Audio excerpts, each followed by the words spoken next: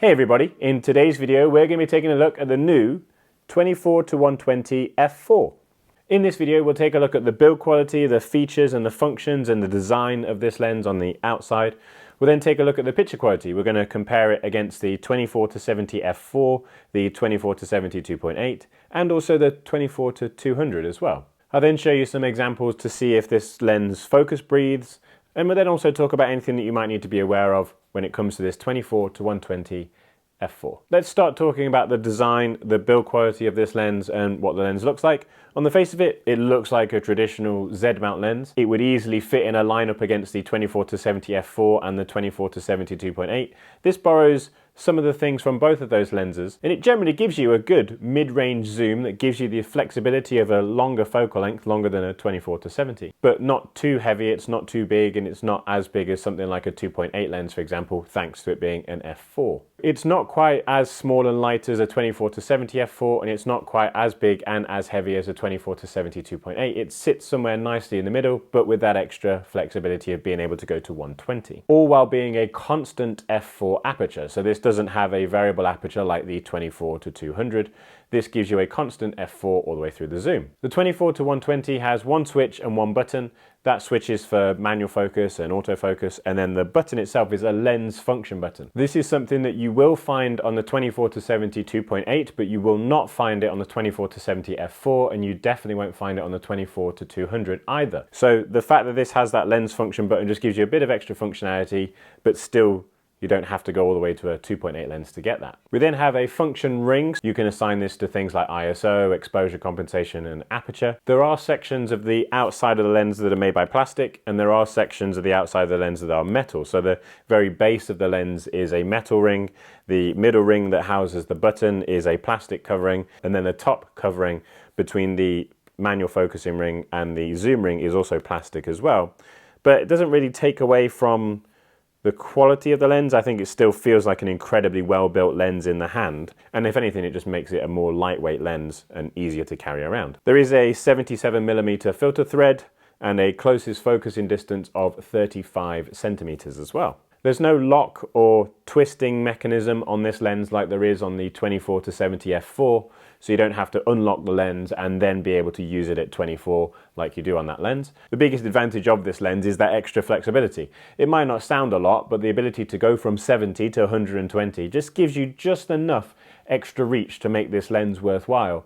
Especially if you're shooting events or portraiture, people moving, having the ability to go that extra little bit to 120 can really make the difference between getting the shot that you want or changing lenses to a longer focal length lens. So there are going to be situations where moving between lenses are still going to be a better choice, especially if you're moving to something like a 70 to 200 2.8, for example. But if you wanted something that's small, lightweight, and gives you extra reach over the 24-70, then the 24-120 is a great lens to look at, and obviously gives you that f4 constant aperture as well. Okay, so let's take a look at the picture quality of this lens and compare it to some of the other lenses that are already available for the Z mount, see where this stacks up in terms of picture quality. Now, please do keep in mind with everything that I show you in terms of picture quality, this lens is still technically a pre-production lens, so do keep that in mind when we're looking at these pictures here. But this should give you a fair representation of what this lens would look like compared to other lenses that are available in the Z mount range when it comes to picture quality. We are viewing all these pictures at 200% and they were all taken on a Z7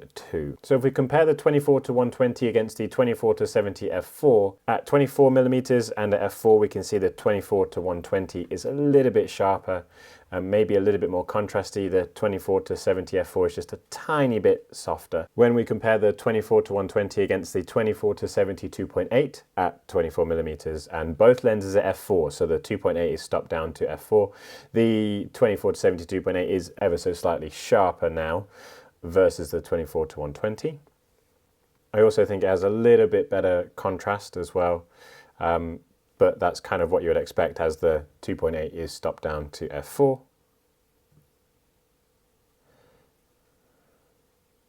When we look at comparing against the 24-200 at 24mm, both lenses are f4. The 24-200 is a little bit softer, and obviously because it's not an S lens, it doesn't have some of the coating, so we can see that it's a little bit of ghosting and a little bit less contrast around the white text on the black background. When we then jump to 70mm, so back to the 24-70 f4, it's 70mm now.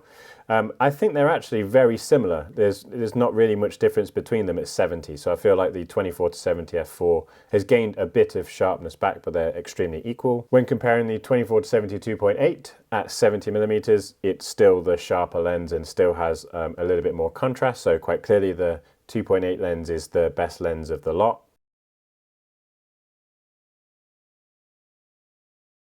And then when we compare the 24-200 at 70mm, keep in mind the 24-200 here is at f6. That's the minimum aperture you can choose at this focal length because it's obviously a variable aperture lens. Really good actually. It's sharpened up a lot more than it has when it was at 24mm, and it is a little bit difficult to tell the difference between the two. And then finally we have the 24-200 at 120mm, and again, I feel like the 24-120 is the sharper lens here. The 24-200 is a little bit softer. It also has to be at f6.3 rather than being at f4. So I just feel like for the 120mm, the 24-120 is the better lens, which is what you would expect. I'd also just like to say at this point as well that the general difference between all of those lenses isn't that big.